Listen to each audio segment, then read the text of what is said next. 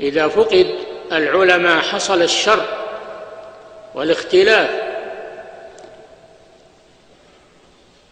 قال صلى الله عليه وسلم: إن الله لا يقبض هذا العلم انتزاعا ينتزعه من صدور الرجال، وإنما يقبض العلم بموت العلماء.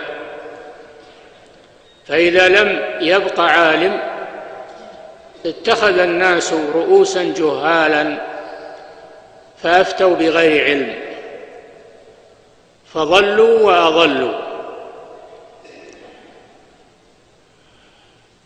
وما حدث الشرك في قوم نوح إلا بعد فقد العلماء، لأن قوم نوح زين لهم الشيطان أن يصوروا صور الصالحين ليتذكروا أحوالهم بزعمهم ينشطون على العبادة،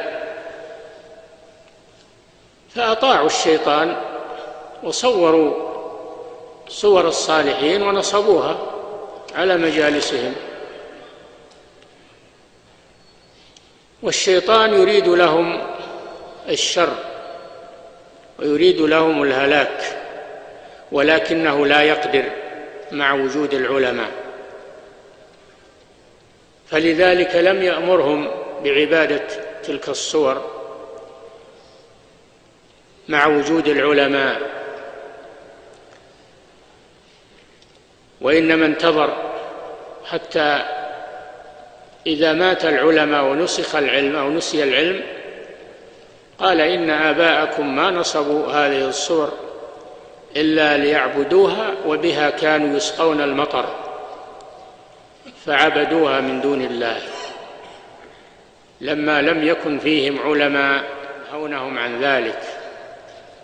فحدث الشرك وحدث الدمار في قوم نوح كما ذكر الله جل وعلا بالقرآن، وهذا سببه فقد العلماء.